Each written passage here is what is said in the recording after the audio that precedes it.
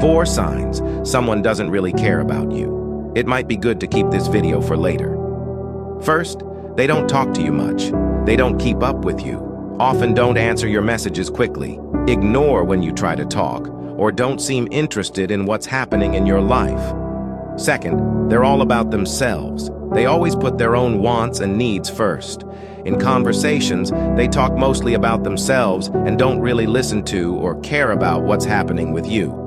Third, they're not there when you need support. When you're going through tough times and need someone, they're just not around.